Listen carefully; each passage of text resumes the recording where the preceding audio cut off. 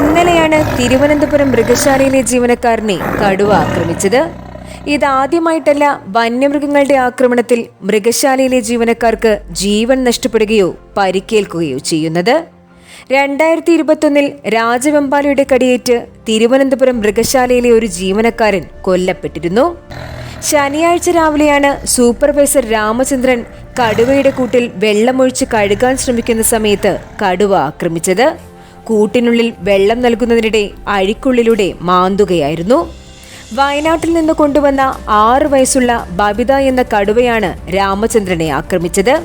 ശരീരത്തിലൊട്ടേറെ പരിക്കുണ്ടായിരുന്ന കടുവയെ തിരുവനന്തപുരം മൃഗശാലയിൽ എത്തിച്ച് ചികിത്സിച്ച് ഭേദമാക്കിയ ശേഷം കൂട്ടിലേക്ക് മാറ്റുകയായിരുന്നു. കുടിക്കാനുള്ള വെള്ളത്തിൽ കണ്ട വസ്തു എടുത്തു മാറ്റുന്നതിനിടെയാണ് ആക്രമണം ഉണ്ടായതെന്ന് പറയുന്നു. തലയ്ക്കും നെറ്റിക്കുമിടയിലാണ് പരിക്ക്. പരിക്കേറ്റ രാമചന്ദ്രനെ ആദ്യം ജനറൽ ആശുപത്രിയിലേക്ക് മാറ്റി. പിന്നീട് മെഡിക്കൽ കോളേജിലെ പരിശോധനകൾക്ക് ശേഷം വീട്ടിലേക്ക് പോയി.